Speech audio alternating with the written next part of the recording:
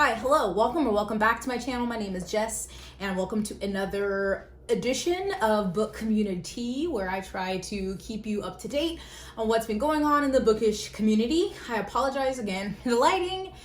It is raining. Well, it's taking a break outside, but it's very cloudy, but I needed to get this filmed, so I hope the lighting isn't too bad. Of course, I want to start by saying please vote if you're an American citizen. Some states still have time that you can register to vote. I will leave links in the description, but please, if you're eligible, please vote.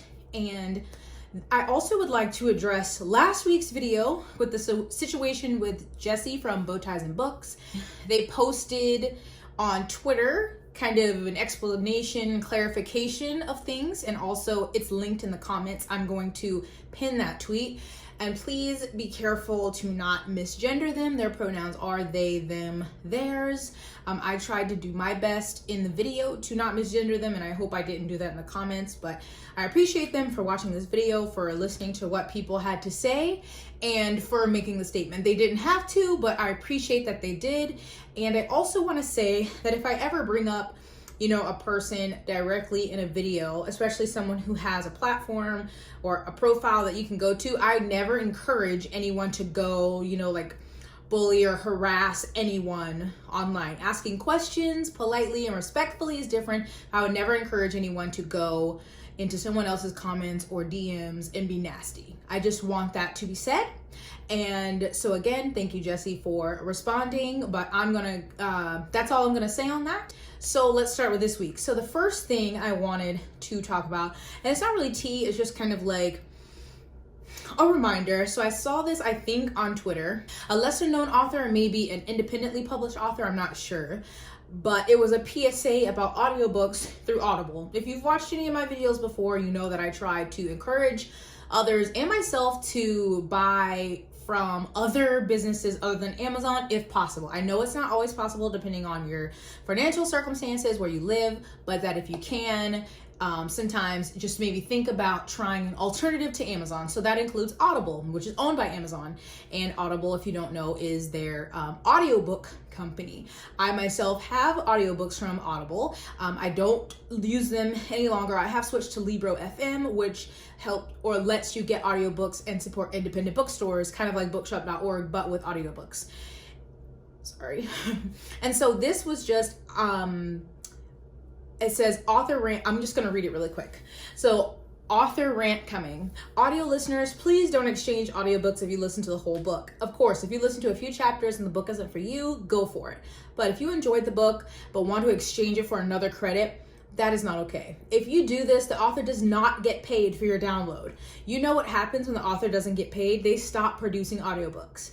It costs authors on average $3,000 to $5,000 to produce one audiobook, depending on the length of the book and the narrator they get. You might pay $15 to $20 per book, but we're making pennies on the dollar trying to recoup funds. Audible has been pushing these easy exchanges for months now, and they don't give a crap about authors. They get paid regardless. It is not okay. Please, if you love your authors, understand Audible is not a library service. Returns and exchanges harm authors and prevent new audiobooks from being created. If you want cheaper options to listen to, or if you want cheaper options to listen to audio, reach out to an author who creates audiobooks who will gladly give you options. Audible has this thing where you can essentially return an audiobook, no questions, or you don't have to explain why, for up to a year after you buy it. So I know that there are people who brag about listening to an audiobook, returning the credit, and keep doing that. So they're essentially, buying one credit, and that's just not okay. Obviously, for larger authors, they're not going to feel that effect as much, and I feel like the majority of readers don't do that, but for a smaller author who maybe had to pay out of pocket for the audiobook, or is going into the negative and has to pay Amazon because people have returned the book, it's not okay. So they did say if you listen to a few chapters and you don't like it, return it. So that doesn't seem to be an issue.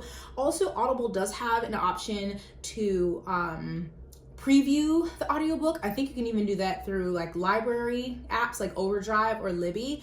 So I would recommend that also, just so you can get a sense of the narrator, because I understand sometimes the audiobook just does not work for you. But it would be better maybe if you listen to a snippet. And then of course, if you've listened to the whole thing, even if you didn't enjoy it, again, it's not the library. audiobooks are expensive. I totally get that. That is why I get most of mine through the library, through Overdrive. And if I listened to one I really loved, or one that was really recommended, I listened to a sample and I really like it. Now I use Libro FM. So it's kind of set up like Audible. You pay a certain amount a month and you get an audiobook in exchange for a credit, but you're helping independent bookstores. So just keep that in mind, that if you're using Audible and you listen to a whole book, to not return it, because it could be negatively affecting the author. So then we have a little bit about publishing. So earlier this year, or maybe a few months ago, when everything started happening after the murder of George Floyd, and businesses were coming forward and saying, we're listening, we're learning, and they're gonna do all this yada yada about diversity, and one of those was HarperCollins. So this was, I think, a tweet or a article from September that said, as part of an industry-wide effort to reckon with issues of diversity in trade book publishing, HarperCollins and Simon & Schuster have each named new high-ranking staffers to address issues of diversity at their companies. Sounds wonderful, right? So recently, a new book line is coming out. Fox News is launching a new book line. Fox News has been the home for numerous best-selling authors in conservative publishing space. And the company has now upped its commitment to books with the creation of Fox News. Fox has signed a 3-book deal with HarperCollins, whose Broadside Books will oversee the imprint. Both companies are owned by Rupert Murdoch.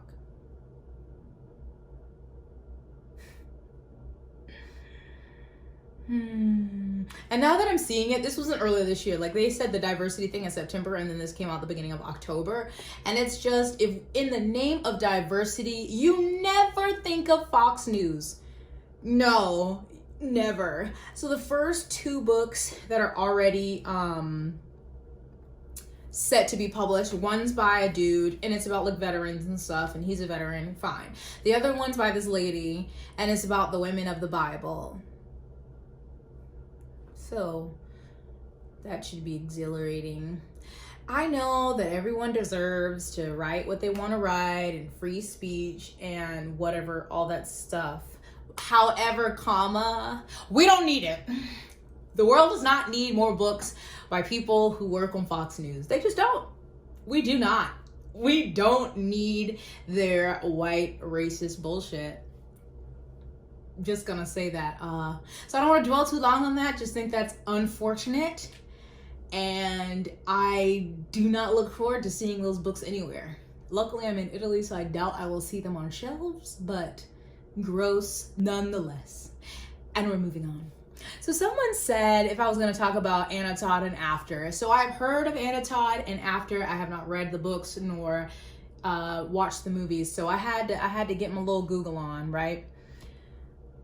Lord. And then of course I went to Twitter, because that's where you get all relevant and accurate information, of course, is Twitter. So some of these tweets, and I cannot verify any of this because, look, I got tired of looking for stuff, and I saw so many people tweeting similar things. So, oh God, I have so many tweets bookmarked. Jesus. Someone said, thinking about how a 24-year-old woman wrote a very sexual fanfic about 17-year-old Harry Styles that somehow got made into a movie. Nah, but when you look at it like that, it sounds disgusting. And it does. I didn't know that it was a fan fiction turned in about Harry Styles. Who is Harry Styles? Wow, I'm old. I'm sorry. Who's Harry? Is that the One Direction boy? Hold on. Harry Styles. Was he in One Direction? I don't know. He's married? Y'all, I'm too old for this. Maybe he's not. Maybe he wasn't in One Direction. Am I making that up? Net worth 63 million pounds. That's some bullshit. Okay. Yes, One Direction. All right. So she wrote the books about, oh look, her books are published under Gallery Books, an imprint of Simon & Schuster. Well, so she started publishing on Wattpad. Oh, okay. It was initially inspired by the music and fandom of One Direction, and singer Harry Styles as a model for the protagonist in her After series under the name Hardin Scott. I have read some good books that aren't published, and yet this was published. Well, the series has sometimes been compared to the 50 Shades trilogy, as they both had their start as fan fiction. Anyway, I guess recently she was sharing clips, I don't know if they're photographs or videos of the filming of the new movie, apparently on Facebook maybe, and it is rumored that she was fired from the movie, and then the lead actor or one of the main actors quit. That's all I know. She herself said that, ew. Oh my God, this says she worked at Waffle House. I love Waffle House. Sorry. I didn't mean ill Waffle House. She moved to Fort Hood. Ugh, that's a shady ass base. This is not the channel for that. But, so that's what I've been apparently seeing on Twitter, that she got fired from the movie that she co-wrote, co-produced, and that one of the lead actors quit. So I don't know what's going on there. She has just been tweeting, you know, like, whatever, these are rumors, and hasn't confirmed anything. So I don't know. And I didn't want to look any further into it because I'm mad at y'all for getting these books published. I'm just kidding. Y'all didn't get them published. But there's After We Collided, After We Fall, After Ever Happy. What? After Ever Happy? It's not even called After We Fall. After We Fell, After Ever Happy. I hate that. Ooh, I hate it. Now there are movies. Who made these? And I'm just upset. There's just so many other things that could be made into movies and not this, what sounds like hella creepy stuff that was written. Somebody said that she got, was it Harry Styles, put a restraining order on her because she kept trying to like invite him to the premiere and he didn't want to go. I don't know. Y'all, I don't know. I try not to take things on Twitter as fact, but look, the birds on Twitter be knowing. I don't know if that's correct, but ill. Woo, book Twitter has been a mess about book blogging and paying book bloggers. So I just started seeing people talk about that book bloggers should be paid and why are we arguing about this. And so of course I had to hunt down the origin tweet because no one wants to ever do that for me. It's rude. All right, so I was trying to figure out why everyone was talking about book bloggers being paid on Twitter, and I found where it started. So there is an author and she tweeted, "I'm tired of being approached on Instagram by book bloggers who beg me to send them ARCs, then drop their charges in the last moment. It's shady and I don't like it. I never pay for reviews because people infer bias. Bloggers get a free copy of the book, that's it." Then someone quote tweeted that tweet and said, in all caps, "Stop asking authors to pay you to review their book. It's vile, unethical, and gives the rest of us book bloggers such a bad rep. Receiving an ARC is a privilege, not an entitlement. They're given in exchange of honest reviews. There's nothing honest about being paid for it." I don't agree there. So then of course everyone was going off on that. Someone said, "Book bloggers get paid in free books. Hell, this isn't barter trading. What am I supposed to do with all the free books once I'm done with them? It's unethical to sell ARCs, so those books basically have no monetary value." And then, do people realize a lot of reviewers are already being paid via sponsored partnerships and that trade reviews like with Kirkus are paid? I'm all for bloggers seeing more money and being paid for reviewing books. They sure as hell deserve it. I mean, facts. I feel like people think book blogging, like the traditional OG book blogging, is easy, and let me tell you, it's not. Blogging, well, is hard. Look, maybe it's just me. I can't set up a website to save my life, to make it look good, to make it easy to navigate, to write well. This is why I'm in front of a camera. I don't even speak coherently half the time, but my writing is a joke. So people who take the time to write really detailed reviews without giving away the story, but also still giving you enough to sell you on the book, giving you themes and tropes and things about the character and the plot, and still leaving enough so you are still interested to read the book, that is a skill. And you should be paid for a skill. Like, I'm so sick of all these things in this like capitalist society, like internships. Why do people expect labor for free? Fuck that. Now I understand if you're an independent author, self-published, and someone's requesting an arc from you, and so maybe you're sending that and you paid for that out of your pocket, so you can't afford to pay them. But I think the bigger thing is talking about like publishers and stuff. Like, yeah, people get free books, but they still have to take the time to read it and to write a review, and that's hours out of their life. And to ask to be paid if the person sending or asking for the review can't afford it, I don't think is ridiculous. And so someone else said, people wanting compensation for their time and hard work and to recoup costs of blogging. Oh, that's also, sometimes it depends, I guess, on the website, but it's not always free to host a website, or that's labor too, to keep your website going. But I digress. So people wanting compensation for their time and hard work and to recoup costs of blogging does not equal not loving to read. You can love something and still want to be paid for it. It's not silly, nor is it silly to be cool with not being paid. What is silly is judging others for their choices. Exactly. Because someone said, we started our own book blogs because we love to read. No one forced us to create one. It seems kind of silly wanting to be paid for something we started on our own accord when you can simply just stop blogging if you feel undervalued. No, it don't work like that. So there, of course, were a lot more tweets and people going back and forth, but the overwhelming amount I saw were in favor that if the person who is asking for the review can, and if you feel comfortable asking to be paid, then there's nothing wrong with that. And I agree. So I would love to hear what you think in the comments. And yeah, obviously it's something we love to do, read, but like, who doesn't want to get paid for something they love to do? Isn't that the whole fucking point? They're like, if you do something you love, you won't work a day in your life, yada, yada, yada, whatever. I'm just saying, I think they should be paid, and that's my opinion. This was brought to my attention by a couple of people, and it was about the Women's Prize for Fiction. So I had to look this up. Again, I don't know a lot of things. Sorry, but I had to look up the Women's Prize for Fiction. I don't follow a lot of book awards. Is that bad? I really don't. So the Women's Prize was established in 1991 when the Booker, which I have heard of, the Booker Prize failed to shortlist a single female writer, and that was in 1991.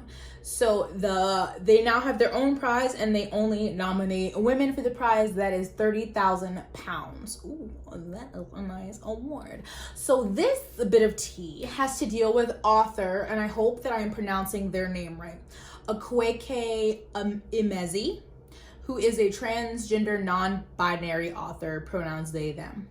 So Awaeke was the first non-binary transgender author to be nominated for the Women's Prize in 2019. And now they are saying they're not going to let their future novels be nominated after what the prize asked of them. So when their book, Freshwater, was nominated, and let's see, the judges said they weren't aware of Emezi's gender when reading submissions, described their long listing as a historic moment. But then Emezi's publisher asked them if they wanted to submit their second novel, The Death of Awaeke Emezi. And the premise of the book says, following the life and untimely death of a protagonist who tells his friends that they can refer to him as either she or he, that he was both. The Death of Awaeke Emezi was praised in The Guardian for achieving what good fiction does best. It is an antidote to invisibility. So this is where I get confused, because this is a tweet Emezi tweeted, and I don't exactly understand it, so I'm just going to read it. It says, their origin story is that men were excluding them with the Booker. So when Freshwater was longlisted, I hoped it was a sign that they gave thought to who they were excluding. But Emezi said the long listing had brought a ton of violent shit my way. They got quite some publicity from it and decided to change nothing. So I'm thinking that they're saying the origin of the Women's Prize is because there were no women shortlisted with the Booker Prize in 1991. So when their book got longlisted, they thought about, not excluding transgender women. But then Emezi says that being longlisted brought them a ton of violent shit and a lot of publicity, and decided to change nothing. Brought a ton of violent shit my way. They got quite some publicity from it and decided to change nothing. So I'm thinking their book was shortlisted or longlisted. The Women's Prize got a lot of publicity, but they still didn't do anything. So what they asked of Emezi was I guess the council or the people who are judging said the information we would require from you regards Awaeke Emezi's sex as defined by law. So I guess they were saying we need to know that they are a woman in the eyes of the law in order to be shortlisted for this prize. So Awaeke said, forget about me, I don't want this prize, but anyone who uses this kind of language does not fuck with trans women either. So when they say it's for women, they mean cis women. And yes, this does mean that them long listing Freshwater was transphobic. It's fine for me not to be eligible because I'm not a woman, but you not about to be out here on some sex as defined by law, like that's not a weapon used against trans women. So that's what I'm understanding, that the book was initially long listed. And I guess they were saying they didn't know Emezi's gender. And they got a lot of publicity. I keep thinking about publicity with Blaz and Les. It's biggest of our names. Sorry, if you know what that is, you know what it is. And the Women's Prize got a lot of publicity and about a trans author being nominated. And then they were like, oh, well, we need to confirm your gender and what it is by law in order for you to continue to be a potential prize winner, is what I'm getting from this. Let me know if I'm wrong. But the chair or the organization says, so as a prize which celebrates the voices of women and the experience of being a woman in all varied forms, we are proud to include as eligible for submission full-length novels written in English by all women, said Chair of Trustees Joanna Pryor.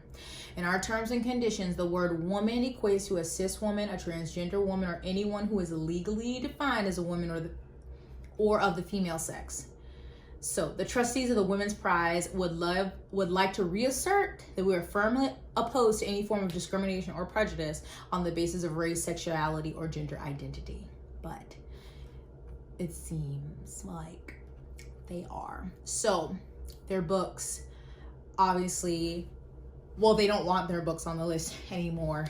And that's that tea. They wanted to have or verify their sex as defined by law in order to determine they were definitely a woman so they could be submitted for the Women's Prize. So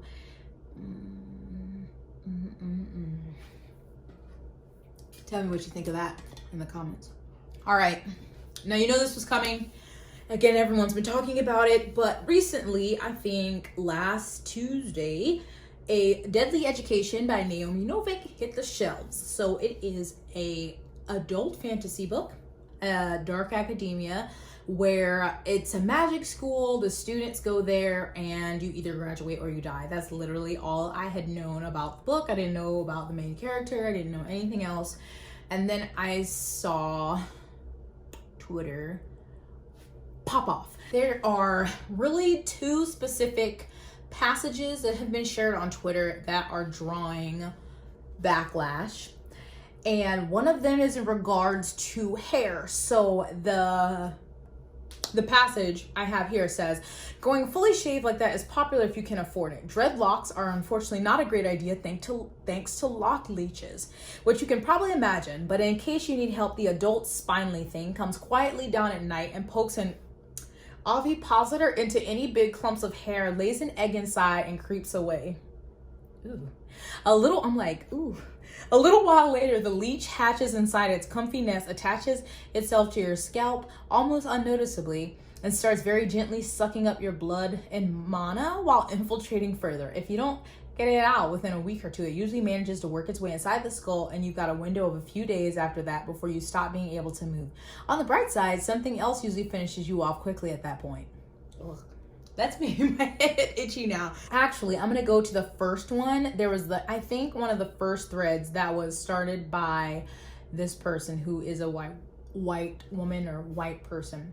And their tweet said, so A Deadly Education is a book full of racist microaggressions and also one egregiously racist comment about dreadlocks. And I think that's something that white readers of Novik need to confront. It's like a whole thread. So, because someone said, hey, Naomi Novik, at what point in your writing process did you decide that making dreadlocks magically insect monster infested was in any way acceptable and not a continuation of racist misconceptions about the cleanliness of locks? So there was a lot of commentary about that from people who hadn't read the book and people who had.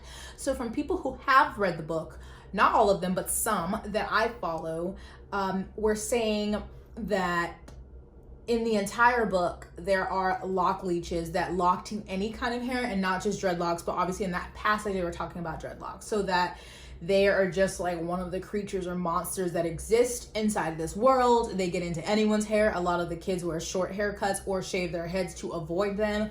So it's not just dreadlocks, but you know, people still saw this passage and were really upset about that, you know, because there are stereotypes around dreadlocks and them being, you know, unkempt and things like that. So I'm continuing on this thread and they said other fun things in the book. The main character is half Indian, but has no real connection to anything Indian except that she miraculously picks up Indian languages, and also her Indian family prophesies that she is a destroyer. And main character refers to everyone else mostly by what country they are from and which languages they speak. So I've seen some people talk about the part that she's half Indian. So I don't know if there was a specific reason why Novik chose to make the character half Indian, if she has, would think she has any ties to that. But they did, or she did. And someone made a point of saying that, you know, everyone who grows up mixed race doesn't always grow up with both sides of their family. Some people may be, you know, white and Latinx, and maybe they don't speak with their family members who are from a different country or a different side, and so maybe they don't know that side of their family. Like maybe some reader could relate to that, and I'm like, that's a fair point. I can't comment though on her Indian family prophesizes that she's a destroyer. I haven't heard about that. I haven't read the book yet. I did get it in from the library, but I haven't started it yet to read myself. So I'm going off of what I've seen on the internet from people who are just looking at the excerpts, and then people who have read it. So, you know, I'm not sure. Then this person also said, let's see, super uncomfortable passage about half Indian main character talking about how little she showers and her relative lack of cleanliness. So this was another big point of contention because people were saying that also perpetuates the stereotype that people in Indian culture of Indian descent have been ridiculed or teased about smelling. Apparently that's a stereotype. And so from some people, again, who read the book, what I heard is that a lot of the students don't shower because in this world, in this school, there are a lot of monsters, and the kids basically travel in groups, and so it's not safe to shower by yourself. And I don't know, I guess the main character maybe is a loner, so if you don't have a group of friends to watch your back, or somebody, at least a buddy, to go to the shower with you, a lot of people don't shower, or they don't go if they don't need to, so they'll go long amounts of time without a shower. Again, I haven't read it, that's just what I'm hearing. So that was another large part that people were angry about. Those were the main two, but this thread goes on with a bunch of different things in the book that I honestly didn't read because I don't want to give too much away, because I want to read it and then, you know, figure it out myself. But this person also has a really long review on Goodreads that I can link in the description. So the main two things I saw the most issues with, because I saw a lot of other authors and people quote tweeting this and saying, how did this get through publishing and all of these things. So the main things were the dreadlocks and the lock leeches and the Indian smelling and her basically being half Indian. Like, why? Because she's half English or half Welsh and half Indian. Naomi Novik herself, so she put out an apology, and I'll read it for you. She said, I am so sorry. Several people checked in with me yesterday about a passage on hair in A Deadly Education, and I realized, much too late, that I'd screwed up. I evoked a racist stereotype about locks, which I incorrectly referred to as dreadlocks, and hurt my readers, especially my Black readers. And I made this edit late in the publishing process after the sensitivity read, so a lot of reviewers and outside partners got the earlier manuscript. I'm going to try and fix this as best I can. First, for this book, I will revise the passage and get it read over properly. I'm working with my publishers to update the ebook files and get a correction in for future reprints and editions. Second, I'm going to make sure that in the future my books don't go out to reviewers and publishing partners until my revisions are fully complete and a final sensitivity read has happened. I apologize again to all the people who read the manuscript and were so kind as to give generous blurbs and to review it and share this book with their communities, and then were hurt by this edit after the fact. I won't let that happen again. Third, I am going to keep trying to do better myself, to learn more, to understand more, to empathize more. That's my job, and I fell down on that job this time, and I sincerely apologize. Finally, I also want to acknowledge that people have raised other issues with their work. I'm sorry for all the other flaws and mistakes as well as this particular one. I hope that the book as a whole has value despite them, but I respect your right to say it doesn't or to refuse to give it a try on those or any other grounds. And either way, I will still try to do better next time, Naomi. So, people were like, this is not an apology, and are like, to the publisher, like, this isn't acceptable, are saying, what about members of the Indian community who found your work offensive? Where's their apology? And, you know, tagging her and in things. And so yeah, there were a lot of people who were saying maybe to read the book for yourself before coming to a conclusion, like you're just seeing those excerpts and you're not getting the context of the story. And some people were like, you can't tell me how to feel, and I can just look at these things and know the book is racist and these are microaggressions. So there's basically like two sides right now of the story of people who either read it and hated it, or people who saw those blurbs and are not gonna read it and hate it, and the other side who are like, I'm gonna give it a chance myself and see what it's about, and then, or others who have read it and really enjoyed it. So again, I haven't read it, so I am just going off of this information, and I will say it does not look good, but I do agree also that they are excerpts. She obviously has apologized and some mistakes she made, especially in her process of adding things after it had already been, you know, revised and sensitivity read. But I still do want to read it to see, but I also won't say that people, you know, who are offended by these things are wrong, because you can't tell somebody else what to be offended by. So that was the big dust up this week, and it's really unfortunate.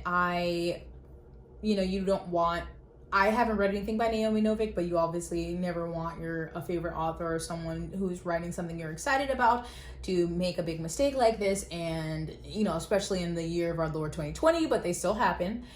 So it is interesting that she said getting it removed, like, from the books for future prints and from the ebook. So I think that's pretty good, but I know that, you know, that was mainly about the dreadlocks and not about the other aspects. So I don't know if she will address, you know, why in particular she made the character part Indian, or the other things that people found issue with.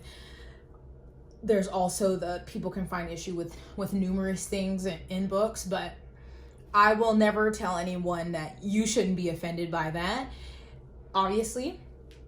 But I also don't want to sit up here and give opinions on and say what I think about it, because I haven't read it.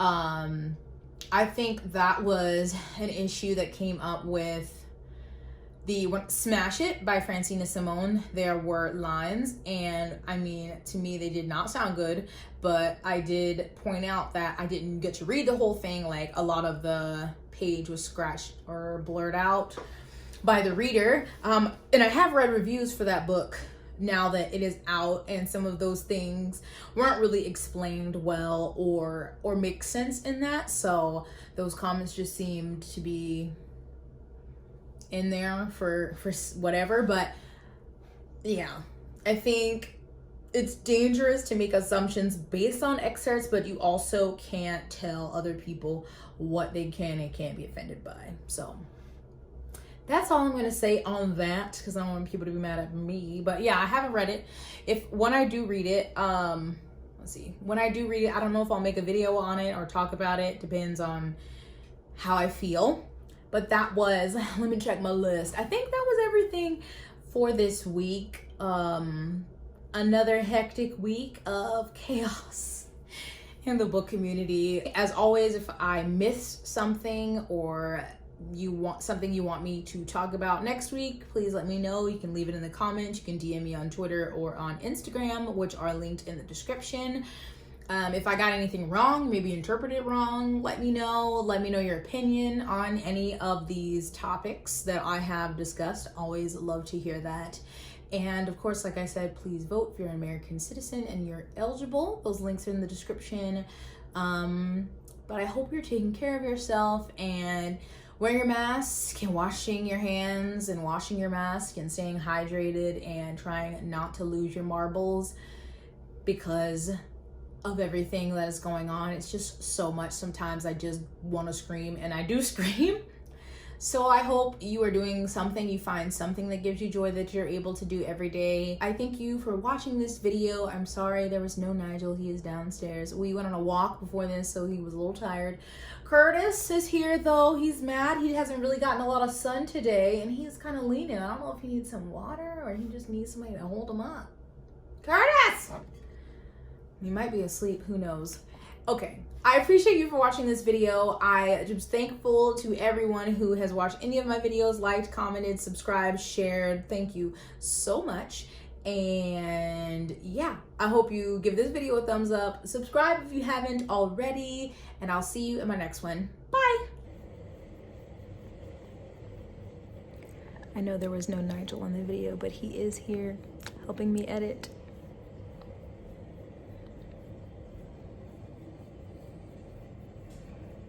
So I figured I'd give you a little bit of his little face.